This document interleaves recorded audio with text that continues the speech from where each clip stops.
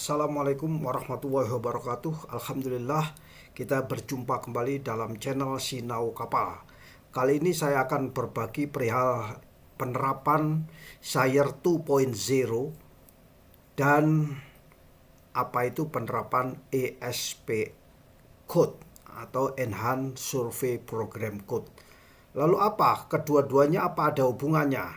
Ternyata di dalam penerapan ESP Enhanced Survey Program ini itu oleh IMO sudah diadopsi di dalam suatu resolusinya, namanya resolusi A744 pada pertemuan ke-18, sehingga penerapannya sudah dinyatakan oleh IMO untuk diberlakukan, ya. Dan seluruh negara di dunia anggota IMO pasti sudah paham mengenai implementasi, enforcement, review dan evaluasi daripada pelaksanaan ESP atau ESP Code, bukan ISPS ya, ESP Code. Nah, di dalam pelaksanaannya ESP ini ternyata merupakan bagian daripada SAIR versi 2.0 ya. Oleh karena itu saya akan membahas sedikit apa itu ESP secara garis besar dan bagaimana penerapan SAIR 2.0. Kawan-kawan semua, bahwa IMO pada tahun tidak salah pada tahun 1994 ya, 1994 itu membahas dan mengadopsi satu resolusi, yaitu resolusi A744, resolusi A744. Karena dirasa waktu itu adalah banyak kapal-kapal yang mengalami kecelakaan dan mengalami bencana, khususnya kapal-kapal bulk carrier dan kapal tanker. Mulai dari bencana skala kecil sampai dengan bencana secara skala besar atau bencana yang mengerikan, ya.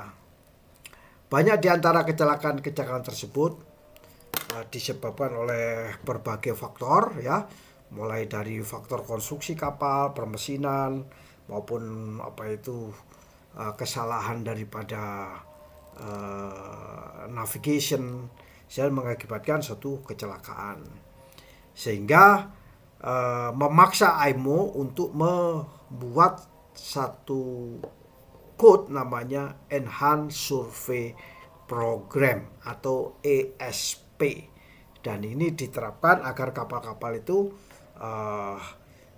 keselamatannya bisa terjaga. Enhanced Survey adalah program survei yang ditingkatkan, program survei yang disempurnakan, ya, berbeda dengan survei tahunan kelas, survei antara kelas atau survei pembaruan kelas, pengedokan kelas.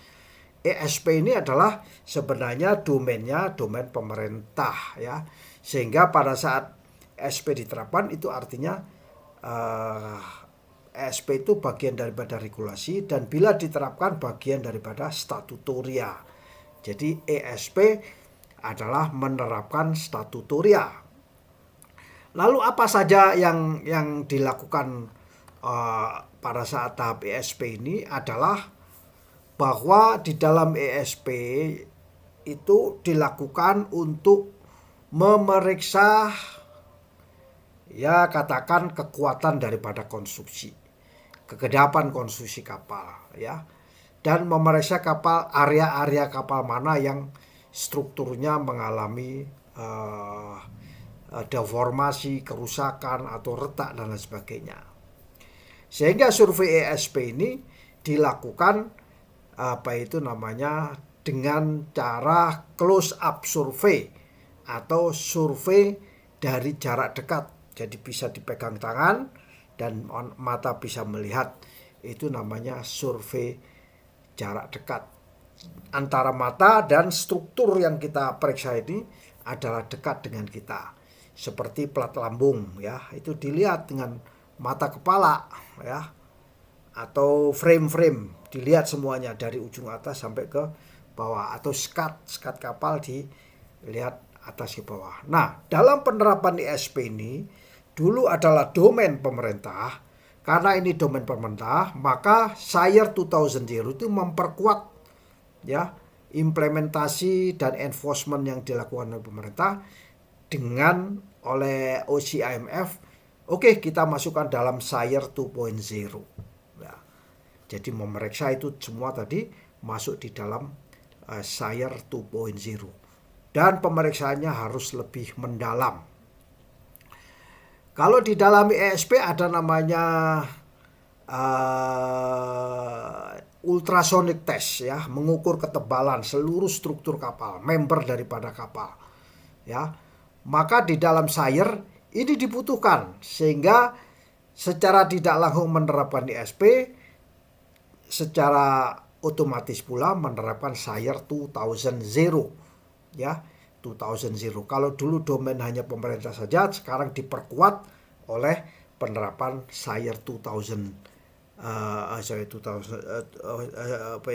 SAIR 2.0 ya. Nah, kawan-kawan semua, yang ketiga apa? Yang ketiga adalah pemeriksaan internal tangki ya. Tangki kapal. Jadi makanya ESP itu tidak bisa dilakukan sehari 2 hari. Impossible kalau ESP dilakukan sehari 2 hari itu.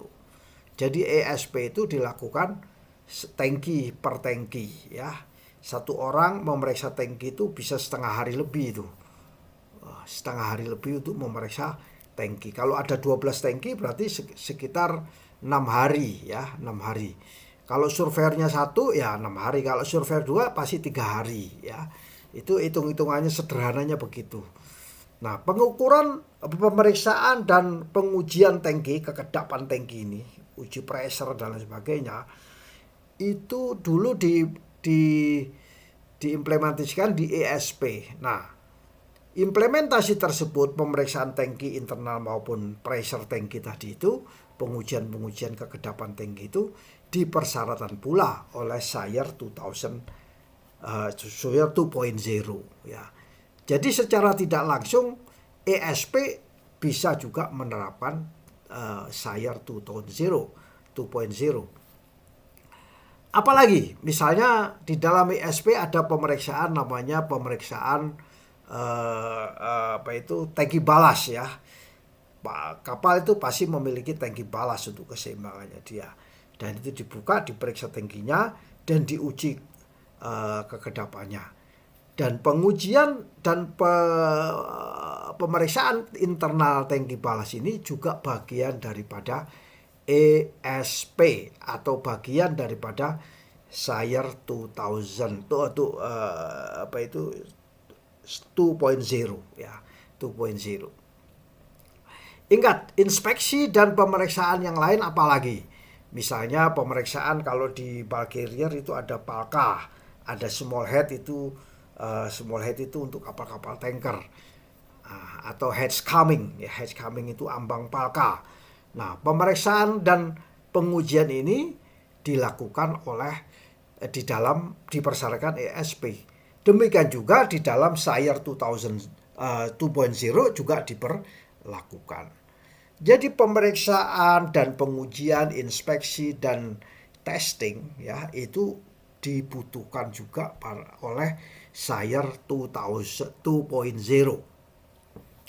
Termasuk memeriksa dan menguji bahan bakar kapal ya. Ya, apa itu namanya indeks bahan bakar kapal. Kemudian juga berkaitan dengan dasar ganda ya. Dasar ganda itu juga diperiksa pengujiannya dan pemeriksaannya oleh ESP, dan ini juga diterapkan di dalam SAIR 2.0 ya, 2.0. Jadi ternyata ESP, Enhanced Survey Program, atau program survei yang ditingkatkan, program survei yang disempurnakan ini juga secara tidak langsung menerapkan SAIR 2.0 ya. Sedangkan ESP itu didengungkan oleh IMO, diketok palunya di tahun 1994 dan dikeluarkan berdasarkan resolusi A744.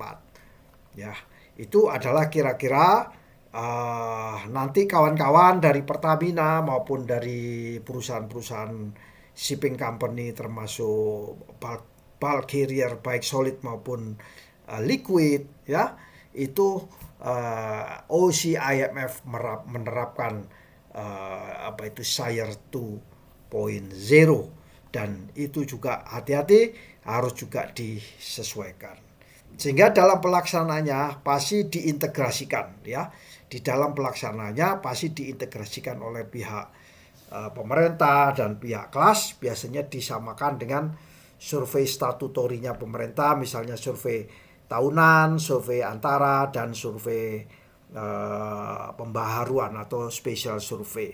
Kalau di kelas ya disesuaikan juga, diintegrasikan dengan survei tahunan kelas, survei intermediate kelas, pengedokan kelas, dan special surveinya daripada kelas, ya. Sehingga kawan-kawan semua, Pertamina maupun ke perusahaan-perusahaan yang terkait lainnya harus mematuhi ESP, dan setelah mematuhi ESP pasti pada saat diperiksa SIRE 2.0 pasti akan memenuhi. Perusahaan harus merencanakan program itu, dan program tersebut dimintakan approval kepada pemerintah, ya. Demikian kawan-kawan semua, sharing singkat kami tentang